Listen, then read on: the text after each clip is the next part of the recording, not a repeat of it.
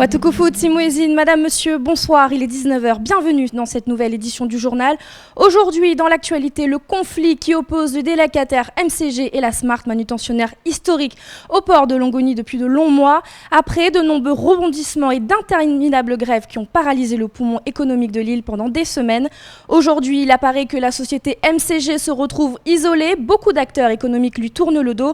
Alors est-ce qu'une forme de consensus est en train de se former contre MCG ? Pourquoi ? Pour nous en parler ce soir, ils sont deux.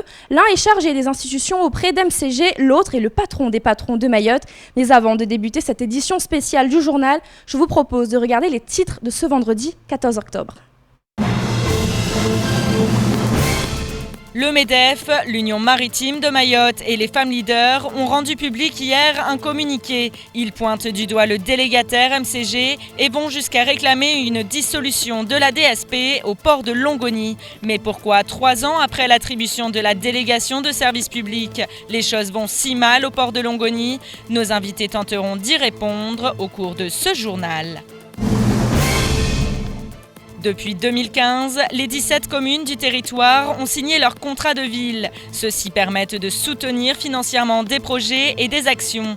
La préfecture de Mayotte a souhaité valoriser les actions 2015-2016 menées sur l'ensemble du département au cours de 2 journées dites de la ville. Zoom sur une politique de la ville au service de la population au cours de cette édition. 34 ans de service pour l'un, 40 ans pour l'autre. Ce matin, l'ARS a honoré 2 agents prenant une retraite bien méritée. En effet, ils ont tous deux fait partie de la première structure de santé de l'île, le service de lutte contre les endémies. Retour sur un hommage mettant à l'honneur les années de service rendus à la fin de cette édition. Et avant d'échanger avec nos invités sur la situation au port de Longoni, on commence tout de suite par ce 25e congrès de l'Association des communes des départements d'outre-mer qui cette année se tiendra à Mayotte sous la présidence de Anima Ibrahima, madame la maire de Chirongui. Et à ce titre, une conférence de presse s'est tenue cet après-midi afin notamment d'aborder les priorités de l'association, à savoir le développement durable et solidaire, la communication et la responsabilité des élus. Pour mémoire, l'Association des communes des départements d'outre-mer a été créée en 1991, devenue en 2006 l'Association des communes et collectivités d'outre-mer. Elle regroupe aujourd'hui 98 collectivités, dont Mayotte. Comment se déroulera ce 25e congrès ? Direction le CDTM où se tenait la conférence de presse avec Abbas Alidi, Pierre Bellucci et Leslie Vimonet. Le 25e congrès de l'Association des communes et collectivités d'outre-mer se tiendra du 17 au 20 octobre prochain.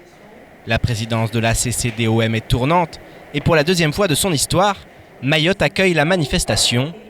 Et pour la présidente Anima Ibrahima, ce 25e congrès est une chance pour le 101e département. C'est la 2e année que nous organisons ce congrès sur le territoire. Pour nous, c'est une chance de pouvoir partager les expériences, en même temps nos problèmes avec les autres. Nous avons des communes qui sont départements depuis plus de 70 ans. Nous, ça fait à peine 5 ans. Donc effectivement, c'est un vrai besoin d'avoir l'expérience des uns et des autres pour mieux avancer.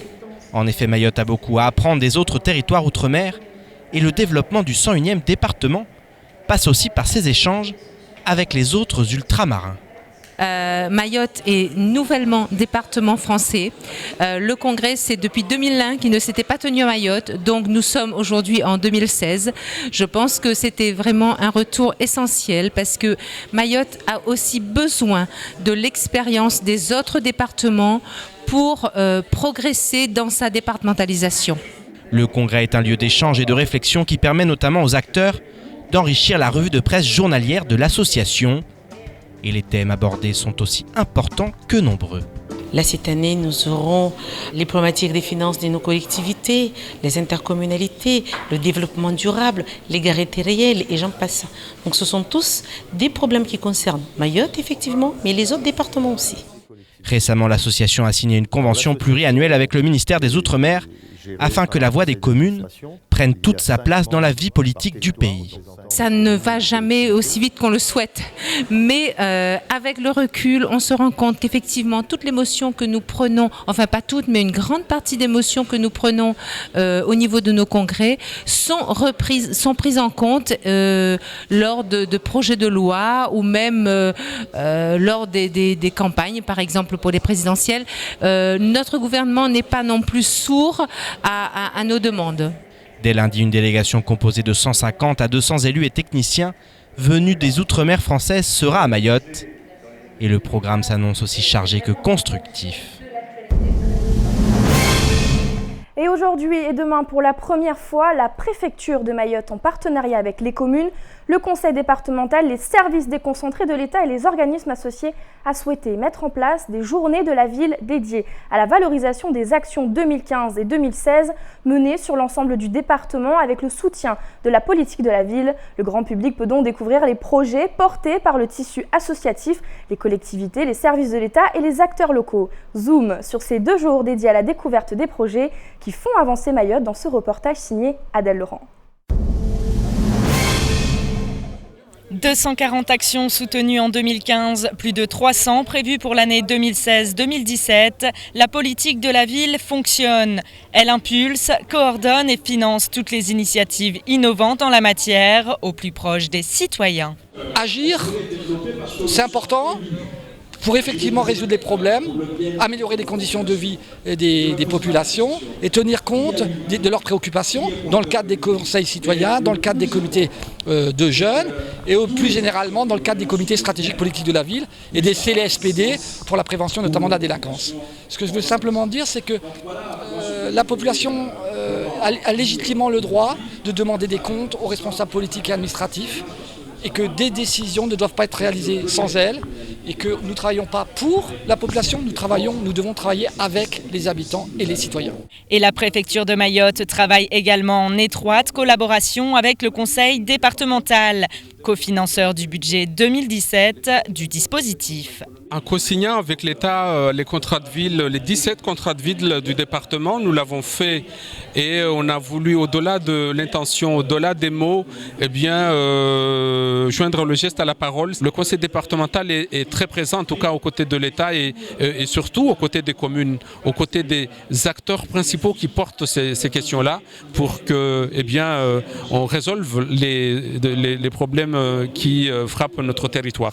Et un des soucis majeurs du territoire reste l'illettrisme. Dans ce cadre, la politique de la ville soutient financièrement la Ligue de l'enseignement, structure d'éducation populaire. Véronique Quentin nous explique l'importance de ces journées de la ville. Elle est importante parce qu'elle réunit tous les acteurs qui agissent sur le territoire. Elle réunit tous les acteurs qui sont des acteurs de proximité, des acteurs institutionnels, qui nous permet aussi de faire vivre ce réseau, parce qu'on côtoie certains, mais ça nous permet aussi d'être au contact avec eux et de les rencontrer, de savoir dans les détails ce qu'ils font et comment ils font.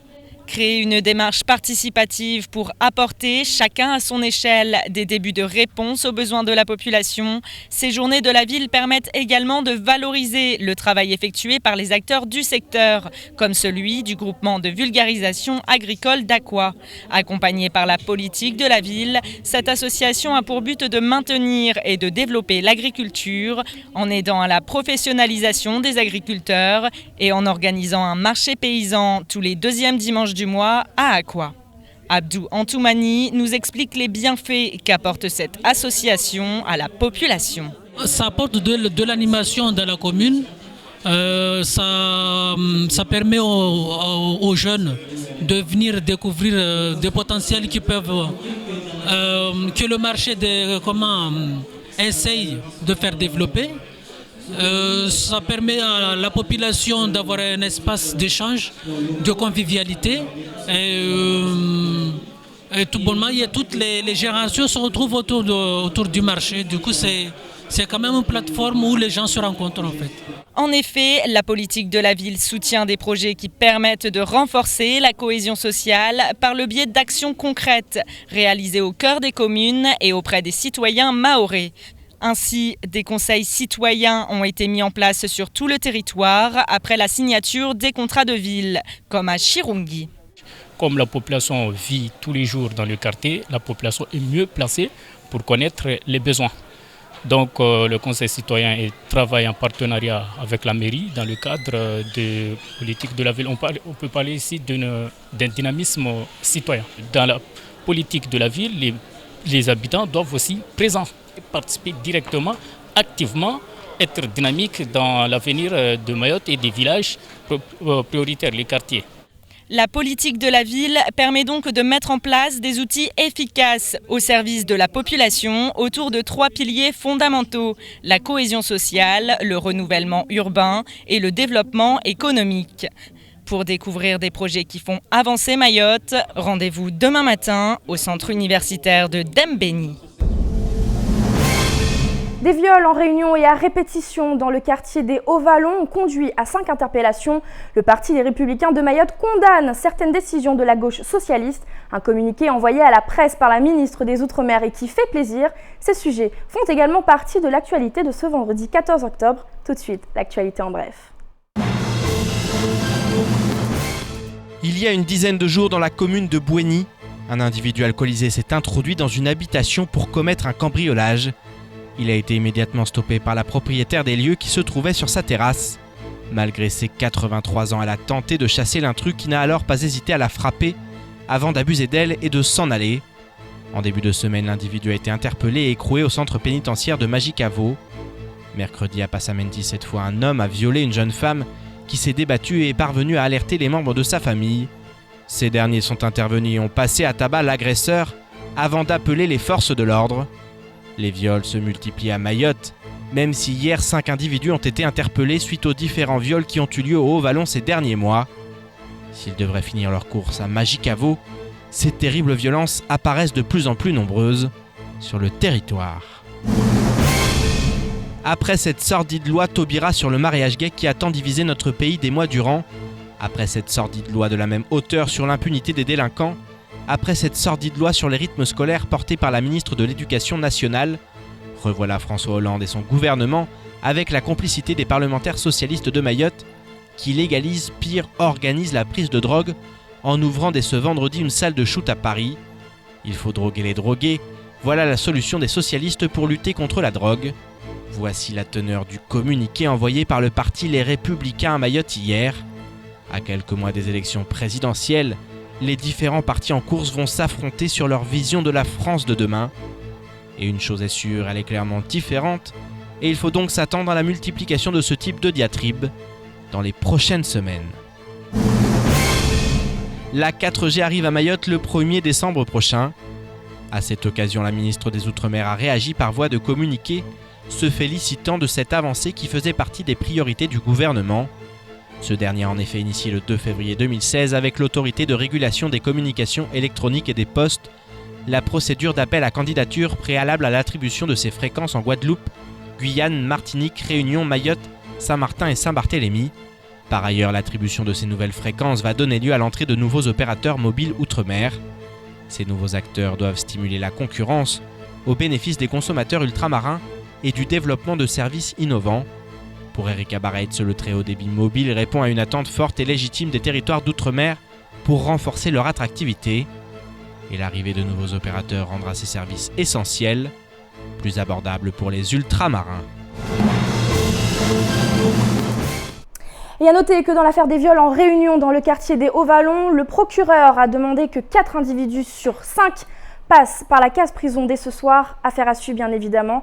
Et sans transition maintenant, après plus de 40 ans de bons et loyaux services, 2 agents de l'ARS ont pris leur retraite en ce mois d'octobre. À cette occasion, un hommage leur a été rendu ce matin au siège de l'institution. Ces 2 agents vont désormais profiter de leur nouvelle vie, eux qui ont contribué à la mise en place de la première structure de santé au service de la population mahoraise, le service de la lutte contre les endémies. Le plus ancien avait pris ses fonctions en 1974.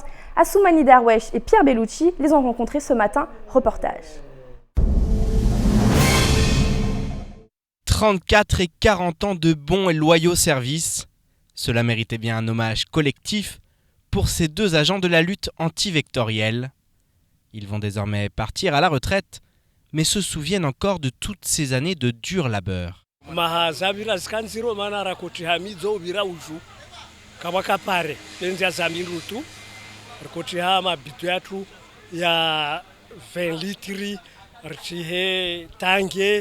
Ya 200 litri yo dera ko ivuvuya malala yatu basirikomira tu juna midzi yatu yo babo tuta na upoledzana rikana kara swapia uwani watindri basirakopoledzana babo rilamuro ya beja risuya shungi rila shungi risenda paskele rila shungi risenda rila paskele risenda habini dapani ewa tsewa risherefea na wanyangu na mtu washerefea insha Allah taala Mwenyezi Mungu ajalie kama wabenze wakihauzuri.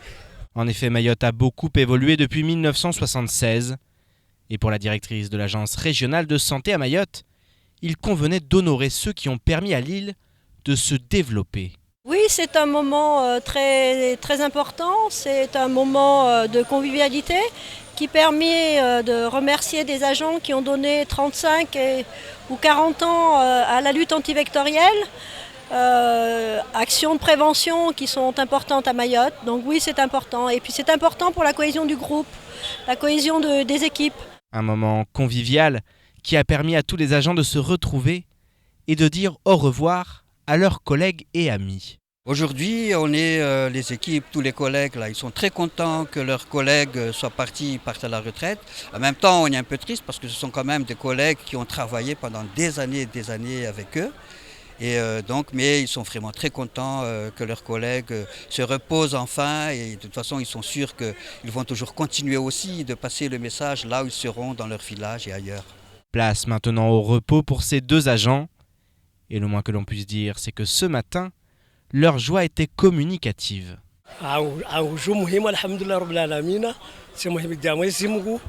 Samakati nafanya hazira yangu 76 le 10 décembre atau para leo alhamdulillah rabbil alamin Mwenyezi Mungu abenze sipara retireti yangu basi ifuraha yangu yo kaisina mpaka sifurahi na wanyangu sifurahi na mazefu yangu alhamdulillah rabbil alamin ariswenda zatu retireti raho zatu na nguvu za mwili na ujiliana hali na kula kalite nzuri. Comme Manroufou, de nombreux Mahorais ont consacré une grande partie de leur vie à Mayotte. Il convient donc de tous les honorer et de leur souhaiter une retraite à la hauteur de leurs espérances.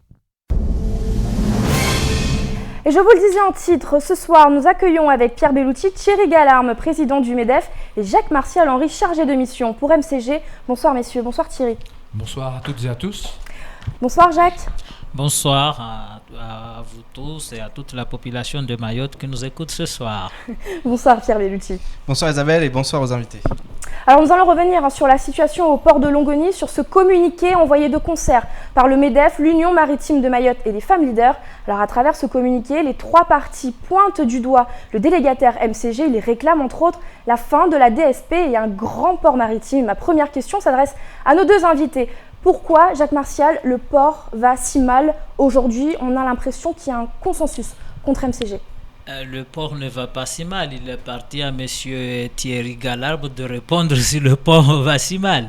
Alors justement, apparemment, de votre côté, il y a de gros problèmes. Et d'ailleurs, je vais lire une partie de votre communiqué. Vous écrivez « MCG n'a cessé d'évoluer entre engagement non tenu, protocole non respecté et irrégularité, et ce dès la présentation de son projet. Le MEDEF et l'Union maritime de Mayotte s'interrogent donc sur le niveau de confiance qu'il est permis d'accorder au délégataire actuel, délégataire qui ambitionnait la création de 3500 emplois et qui aujourd'hui applique une politique sociale discutable. » Est-ce que vous pouvez nous en dire plus là-dessus? Permettez-moi, comme c'était un communiqué commun, de me reconcentrer sur les préoccupations des adhérents du MEDEF. Aujourd'hui, par exemple, j'ai un courrier de Sodifra qui me dit qu'il présente ses camions au port pour chercher les conteneurs et qui repartent à vide, alors que la planification avait été faite par MCG. C'est une carence totale de MCG. Par ailleurs, il faut que les Mahorais sachent la vérité. Channel Gateway bloque actuellement l'extension du terminal gazier de Longoni. C'est 15 millions d'investissements qui sont bloqués. C'est à terme la rupture de gaz dans les Doukas à Mayotte qui va se produire. Est-ce que nous pouvons accepter de prendre le risque que demain, nous serons à court de matières indispensables à la vie, comme les aliments dans les magasins, à court de médicaments dans les pharmacies, j'étais alerté par un adhérent, à court des produits pour rendre l'eau potable, et je vous le dis, on nous bloque l'extension. J'ai un SMS qui vient d'arriver du patron de Somagaz et de Sigma, qui me dit que MCG bloque pour de mauvaises raisons, de fausses raisons, l'extension du terminal gazier. Monsieur Martial Henry, acceptez-vous que dans quelques mois, les Mahorais soient privés de gaz? Déjà, je ne suis pas votre élève. Donc, ce n'est pas à vous de poser les questions ici, c'est aux journalistes. Alors justement, Jacques-Marcel Henry, qu'est-ce que vous avez à répondre à ça? Oui, ça c'est faux. Il y a eu, pour la première fois, depuis la mise en place de la DSP, le comité technique et de coordination le 6 de ce mois, en présence de la capitainerie, du délégant et du délégataire. Et il a été question du terminal gazier, pétro-gazier, qui est en mauvais état et que d'ailleurs nous aurons une réunion le 21 de ce mois pour discuter de la remise en état du quai 1 et de la remise en état du terminal pétro-gazier. Deuxièmement, s'agissant de Total. Total n'a pas payé ses loyers au port depuis plus de 8 ans. Total ne paye pas de loyer. Il y a beaucoup de boîtes qui sont au port. Ça fait plus de 8 ans qu'ils n'ont pas payé leur loyer, notamment Total n'a pas payé ses loyers. Ce qui fait que jusqu'en 2013, le conseil départemental a perdu 3 millions d'euros, plus de 3 millions d'euros en termes de recettes provenant des loyers qui devraient être payés par ces sociétés qui occupent le port. À partir de 2013, nous sommes passés en délégation des services publics. C'est le délégataire qui doit percevoir ces loyers et Mme Nel souhaite que toutes les sociétés qui sont installées au port puissent se mettre à jour dans cette affaire. Deuxièmement, en s'agissant des transitaires, les transitaires n'ont pas payé plus de 1 600 000 euros à la CCI. La CCI qui a cessé la concession à partir de 2013, aujourd'hui, elle est créancier de ces transitaires à hauteur de 1 600 000 euros. C'est ce que Mme Nel ne veut pas. Mme Nel, qui est aujourd'hui un délégataire, contrairement à la CCI, qui était une concession, qui était financée en partie par des subventions du Conseil général. Alors que le délégataire n'est pas subventionné par le Conseil départemental. Au contraire, le délégataire se rémunère grâce aux résultats d'exploitation. Doit faire évoluer le port jusqu'à ce que les opérations d'investissement puissent être autofinancées en grande partie par son activité portuaire. Jacques-Marcel Henry, qu'on comprenne bien, ce que vous nous expliquez, c'est ce qu'a envoyé Idanel au syndicat des transitaires notamment, et ils sont montés au créneau.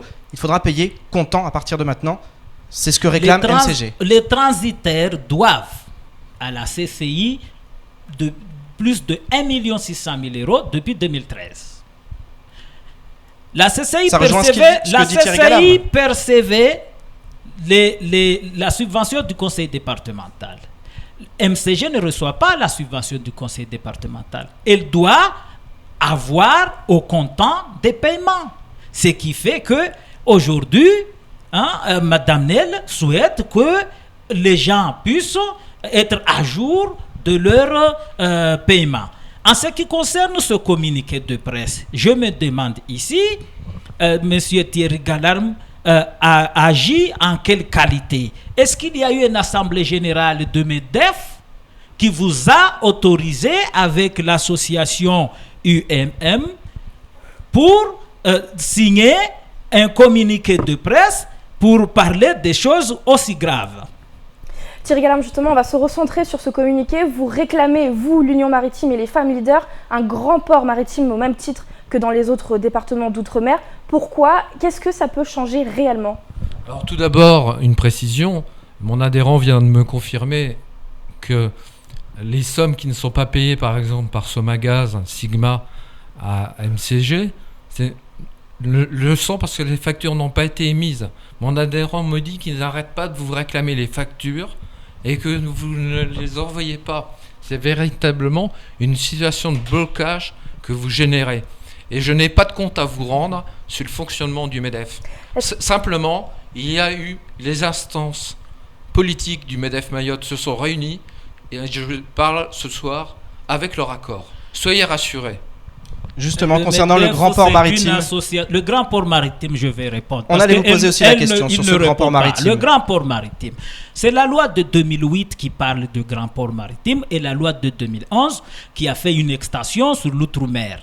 Et un décret de novembre 2012 qui a mis en place le grand port maritime dans l'outre-mer.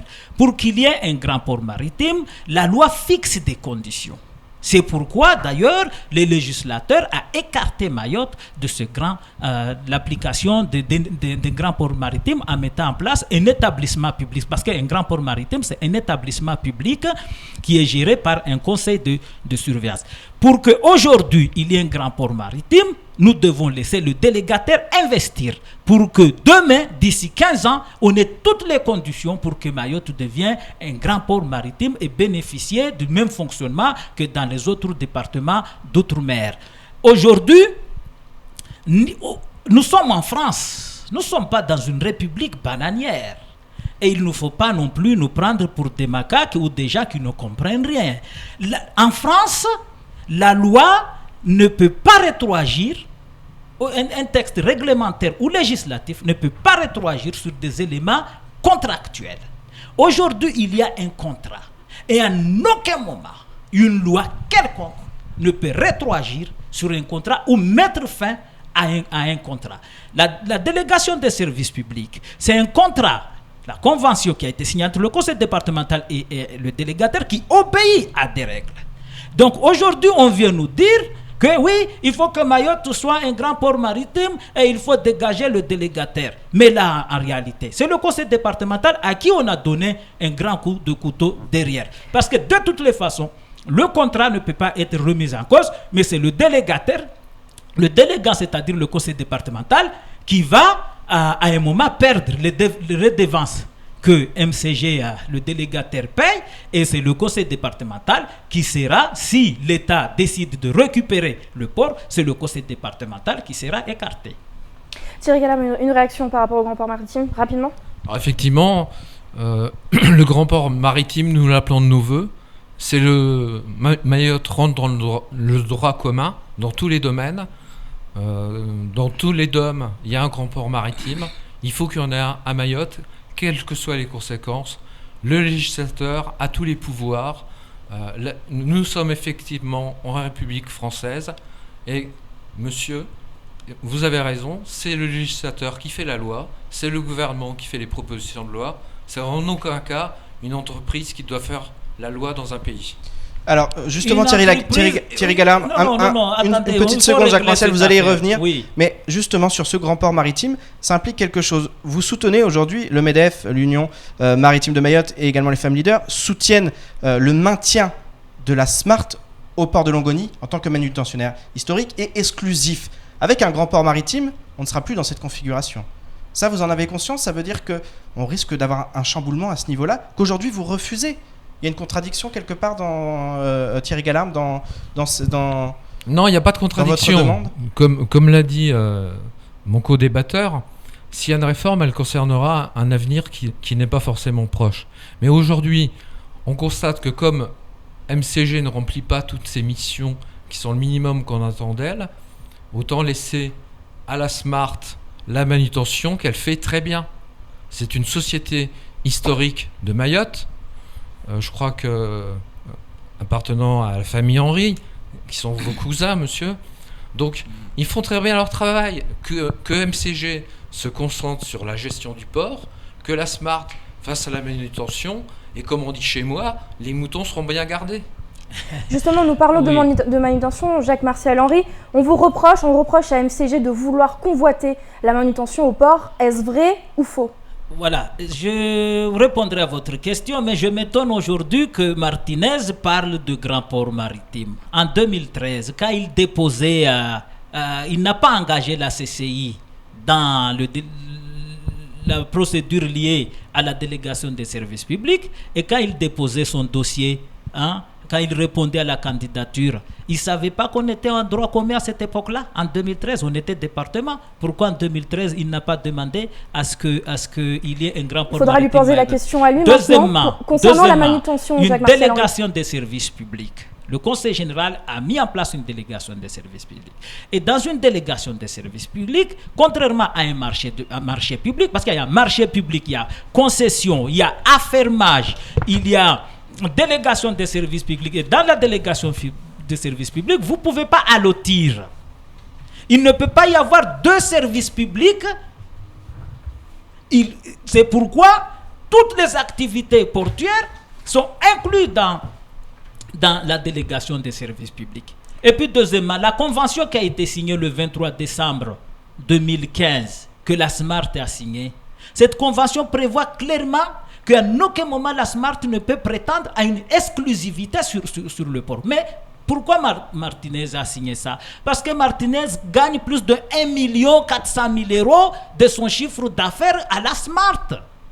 Plus de 1 400 000 €. Donc Martinez ne défend que ses intérêts. Martinez, n'a pas d'entreprise. C'est un directeur d'une entreprise réunionnaise qui loue ses services à la SMART. Donc les gens qui sont là, Perzo et tous ces bandes-là, c'est des gens qui ne font que défendre leurs intérêts sans investir. Nous avons MCG qui s'est engagé à investir 1 400 000 € pendant la période de la DSP, alors qu'on vous parle aujourd'hui, MCG a investi plus de 45 millions d'euros et d'ici 6 mois, MCG va investir 22 millions d'euros pour augmenter les capacités de plateau technique et puis par la suite, le Quai 1 et le terminal pétro-gazier aussi qui va coûter presque 30 millions d'euros et le conseil départemental souhaite déléguer à MCG la mission pour trouver les fonds pour réhabiliter ce port. Voilà une société qui investit. On prend Martinez qui a investi 0 € ou la SMART qui a investi 0 €, qui vivent au bénéfice. Ces propos n'engagent que vous, Jacques-Martial Henry. Vous n'avez toujours pas répondu à ma question concernant la manutention. Est-ce que, oui ou non, MCG convoite la manutention? Il ne peut pas y avoir une exclusivité de manutention. Toutes les sociétés qui souhaitent peuvent demander à être agréés pour exercer les activités de manutention. Est-ce qu'MCG veut, justement? C'est la question qu'on vous pose. Ce n'est pas interdit. Nous sommes en France. Tout le monde peut demander, créer sa société pour demander à être agréé pour faire des activités de manutention, aller discuter avec les armateurs, signer de contrats. Et puis je vais vous dire, l'agrément. Vous savez qu'une société qui est agréée à La Réunion peut venir faire la manutention à Mayotte. L'agrément est valable sur l'ensemble du territoire national. Donc qu'on ne vienne pas nous raconter des histoires de manutention historiques pendant ce temps, on se pompe. Les Réunionnais ont 75% des parts dans cette société. Je n'accepte pas ça. Et d'utiliser la famille Henry à des faits personnels, ce n'était pas le combat de Marcel Henry. Messieurs, un dernier mot, tous les deux. On le voit, les positions sont figées depuis des mois. Aujourd'hui, à ce moment-là, le MEDEF intervient et parle d'urgence absolue au port de Longoni. Est-ce que dans la situation actuelle, aujourd'hui, ce n'est pas aux autorités d'intervenir? Quand je parle aux autorités, je parle à l'État, la justice. Vous vous appuyez beaucoup sur le droit au niveau de MCG. Voilà, le conseil départemental pour résoudre ce problème. Thierry Gallard. Pour moi, c'est clair que l'État doit prendre ses responsabilités. Effectivement, dans un grand port maritime, il y a un représentant de l'État, il y a un représentant des collectivités locales, il y a des représentants du monde économique. Effectivement, nous sommes là en plein dans une compétence de l'État. Nous sommes à la veille de l'élection présidentielle. Et de la même façon que je sollicite les candidats à l'élection présidentielle pour la zone franche, vous savez que par exemple Alain Juppé m'a donné sa promesse que Mayotte sera en zone franche, je vais interroger tous les candidats à l'élection pour que, effectivement, pour le bien des Mahorais, je vous le dis, parce que c'est pour le bien des Mahorais et contre la vie chère à Mayotte, Mayotte devienne un grand port maritime. Et vous nous parlez d'investissement virtuel. Je vous ai parlé des 15 millions d'investissements que vous bloquez d'extension du terminal gazier. Ce sont des emplois que vous bloquez.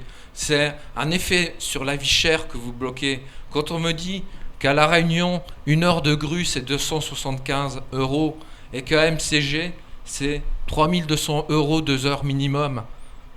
Il est où le combat contre la vie chère? 3200 € 2 heures minimum, c'est vous seul qui avez eu ça. Vous parlez de zone franche et vous empêchez un investisseur qui apporte 104 millions d'euros. Vous parlez de l'intérêt de Maoré. Vous n'avez pas embauché un directeur Maoré dans votre MEDEF. Ni Martinez, quand il était président de la CCI, il n'a pas embauché un Maoré comme directeur. Troisièmement, je ne pense pas que les femmes leaders ont à avoir dans cette affaire. Votre communiqué de presse n'a ni queue ni tête. On ne sait pas si vous faites de l'économie ou des affaires ou de politique. C'est de la démagogie. Nous ne sommes pas des macaques.